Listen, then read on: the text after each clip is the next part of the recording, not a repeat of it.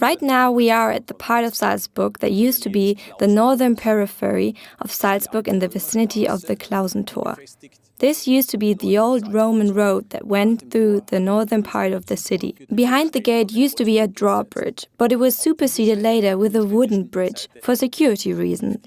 On this inner city side you can find the Gestettengasse.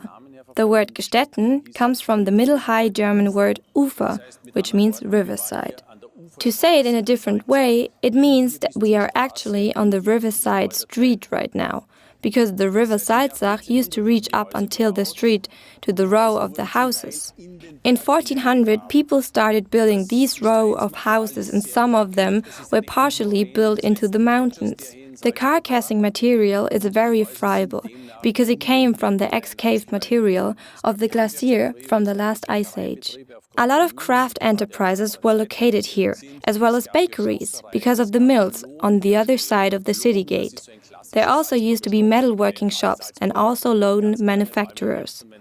Loden is still a classical wooden fabric from Salzburg, which is very popular here, and a lot of inhabitants still love to wear this fabric, especially in the fall when it gets colder outside.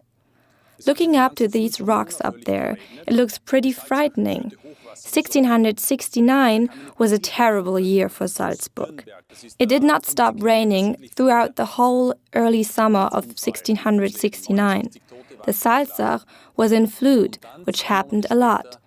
A group of pilgrims from Dürrenberg is only 15 kilometers south of Salzburg, died on a boat accident. There were 69 dead people altogether. And only 2 months later, this terrible landslide concurred. The whole surface of the mountain crashed onto 12 houses, the church and the seminary right behind it. Everything was destroyed. Rescuers helped to save the people who were buried alive. Then the second landslide concurred, and over a number of 230 people died tragically on a single day. This was a calamity for Salzburg. It took 30 years to clear away the boulders after all the owner of the houses died and to rebuild the church that you can see behind me. The seminary was relocated to the other side of the city, and the monastery for the Ursulinen was built. Today, the Ukrainian Greek Catholic Church is situated in the Markuskirche. The church is one of the essential buildings of the Fischer von Erlach, who we will get to know better on the tour.